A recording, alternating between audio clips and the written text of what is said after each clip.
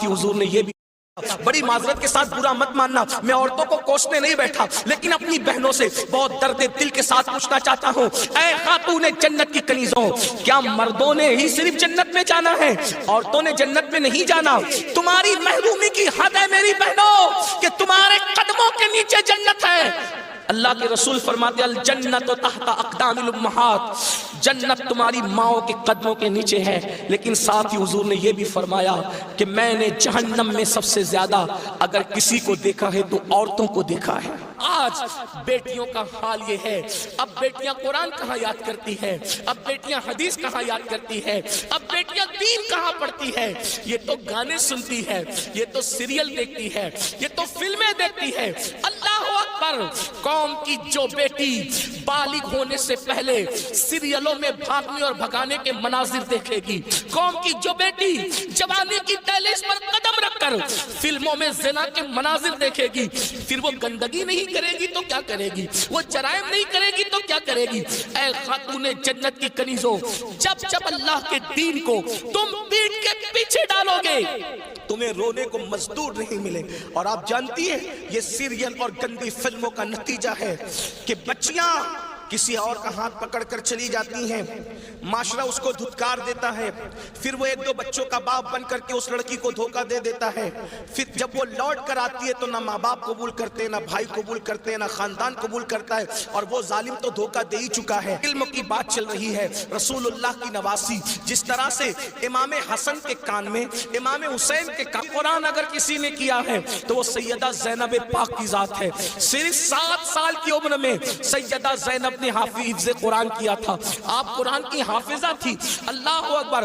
آپ کو حیرت نہیں ہونی چاہیے، اللہ سیدہ زینب نے صرف 7 سال کی عمر میں قرآن کا حفظ کیا ہے، اور قرآن کی اکثر صورتیں آپ نے اپنی امی سیدہ فاطمہ کے ذریعے سے حفظ کیا ہے۔ اللہ اکبر! اور قرآن کا سب سے پہلے درس دینے کا کام کوفہ کی سرزمین پر سیدہ زینب نے کیا ہے۔ یہ رسول اللہ کا خاندان ہے۔ ام المومنین سیدہ عائشہ صدیقہ وہ خاتون ہے کہ اللہ اکبر، عورتوں میں سب سے زیادہ اگر کوئی حدیث روایت کر رہا ہے تو وہ سیدہ عائشہ صدیقہ کی ذات ہے۔ اور آپ مفتی 4 ملت ہے، اصحاب میں جب کسی مسئلے پر اختلاف ہو جاتا تو لوگ کہتے چلو ام المومنین کی بارگاہ میں ان سے پوچھیں گے۔ حیرت کی بات ہے، مردوں کا علم اختلاف اگر کسی کا قول فیصل کی حیثیت سے ختم کرتا ہے تو اسے ام المومنین سیدہ عائشہ صدیقہ کے نام سے جانا جاتا ہے۔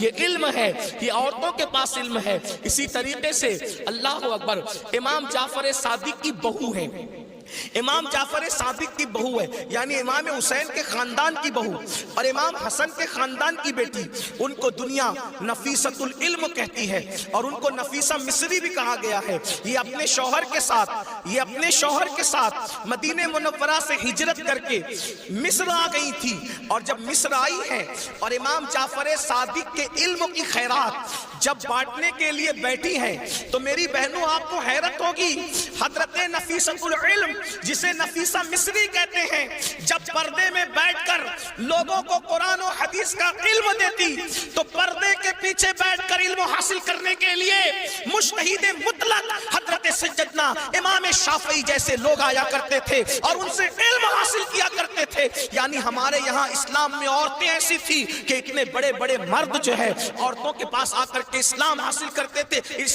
علم دین حاصل کرتے تھے، اسلام کا علم حاصل کرتے تھے۔ پردے کے پیچھے سے گویا کہ نفیسۃ العلم نے، نفیسہ مصری نے ام المومنین سیدہ عائشہ صدیقہ کی یاد کو تازہ کر دیا تھا۔ میری بہنوں آج وہ کہاں گیا معاملہ؟ آج تو عورتوں کا مطلب زیورات سے محبت، عورتوں کا مطلب نئے کپڑوں سے محبت، عورتوں کا مطلب شادیوں میں شرکت سے محبت، عورتوں کا مطلب بازار میں گھومنے سے محبت، عورتوں کا مطلب جو وہ فلموں سے محبت۔ عورتوں کو دین سے تعلق کیا رہ گیا؟ بڑی معذرت کے ساتھ برا مت ماننا، میں عورتوں کو کوسنے نہیں بیٹھا، لیکن اپنی بہنوں سے بہت درد دل کے ساتھ پوچھنا چاہتا ہوں، اے خاتون جنت کی کنیزوں، کیا مردوں نے ہی صرف جنت میں جانا ہے؟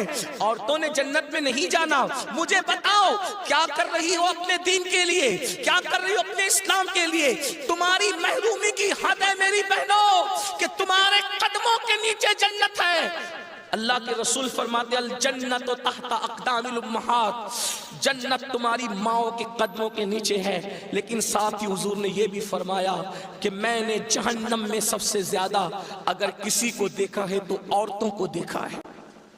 مجھے بتاؤ، آج نماز سے کوسوں دوری، مذہب سے کوسوں دوری، اس لیے جامعۃ المصطفیٰ کا قیام اس لیے عمل میں آیا ہے تاکہ بھولے ہوئے سبق کو یاد دلایا جا سکے، بھولے ہوئے سبق کو یاد دلایا جا سکے، بچیوں کو علم کا زیور دیا جا سکے، بچیاں علم حاصل کریں، پرانا دور دہرائیں، پرانی تاریخ یاد دلائیں۔